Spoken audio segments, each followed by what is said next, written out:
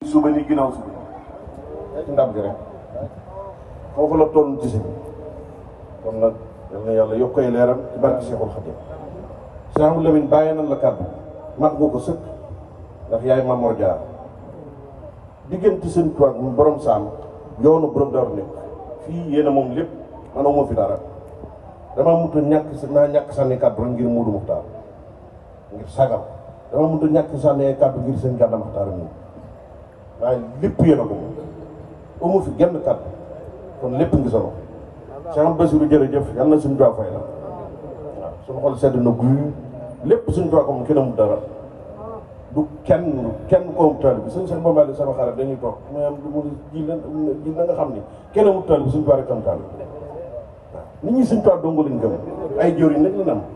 waaye gëmuñ ku dul Serigne Touba kenn moomu leen ku dul yàlla waaw